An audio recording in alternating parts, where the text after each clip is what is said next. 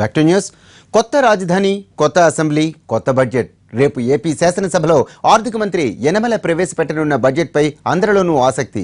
ఎన్నికలకు మరో 2 ఏళ్లే టైం ఉంది. మరి ఈసారి ఏపీ బడ్జెట్ ఎలా ఉండబోతోంది?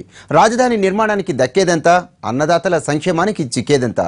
ఏపీ బడ్జెట్ ప్రాధాన్యాలు ఎలా ఉండబోతున్నాయి?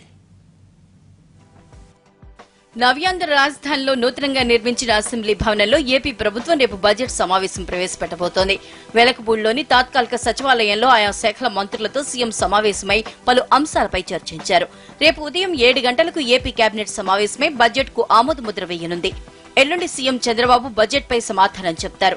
ఈసారి అభివృద్ధి, సంక్షేమ కార్యక్రమాలకు పెద్దపీట వేసే దిశగా బడ్జెట్ రూపకల్పన పూర్తి చేసినట్లు సమాచారం.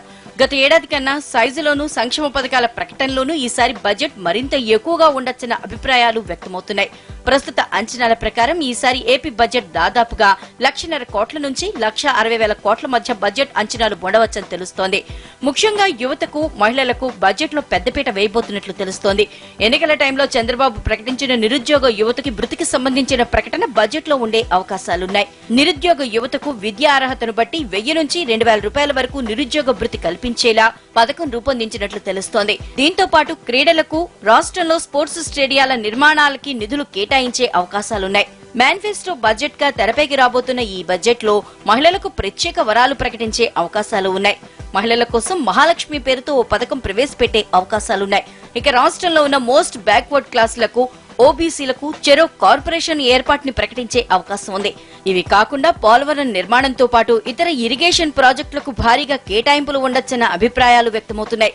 పోలవరం నిర్మాణానికి కేంద్రం నిధులిస్తామన్నా వాటి విడుదలలో జాప్యం జరిగితే ప్రాజెక్టు ఆలస్యం కాకుండా ముందు జాగ్రత్తగా నీటిపారుదల రంగానికి భారీగా నిధులు కేటాయించనున్నట్లు సమాచారం. ఇక ఏపీ ముందున్న పెద్ద భారం రాజధాని నిర్మాణం. ప్రభుత్వ భవనాలకు అయ్యే ఖర్చును కేంద్రం భరిస్తుందని చెప్పుకొచ్చినా ఇప్పుడున్న పరిస్థితుల్లో పెద్ద ఎత్తున రాజధాని నిర్మాణానికి నిధులు కేటాయించాల్సిన అవసరం ఉంది. దానికి తగ్గట్టుగానే కేటాయింపులుంటాయన్న అభిప్రాయాలు ఉన్నాయి. రైతు రుణమాఫీ విషయంలో కూడా కీలకమైన నిర్ణయం తీసుకోనున్నట్లు తెలుస్తోంది. రైతుల రుణాల్లో మిగిలిన మొత్తాన్ని ఒకేసారి మాఫీ చేసే దిశగా ప్రభుత్వం బ్యాంకులతో సంప్రదింపులు జరిపినట్లు సమాచారం. ఏపీలో 2 ఏళ్లుగా పెద్దగా నిధులు లేని గృహ నిర్మాణ రంగానికి కూడా భారీగానే కేటాయింపులు చేసే అవకాశం ఉంది. ఇక వీటితో పాటు అందరికీ వైద్యం అందించే దిశగా ఆరోగ్య రక్ష పేరుతో కొత్త స్కీమ్ ని ప్రవేశపెట్టిన సర్కార్ దానిపై కీలక నిర్ణయం బడ్జెట్ లో తీసుకోనున్నట్లు తెలుస్తోంది. ఏపీలో కీలకమైన పారిశ్రామిక రంగానికి భారీ రాయితీలు, ప్రోత్సాహకాలిచ్చే అవకాశాలు కనిపిస్తున్నాయి. ఇక రాష్ట్రంలో అమల్లో ఉన్న సంక్షేమ పథకాలకు కూడా అదే స్థాయిలో పెద్దపీట వేయాలని చూస్తోంది. వాటిలో ఏమాత్రం కోతలు విధించకూడదని భావిస్తోంది.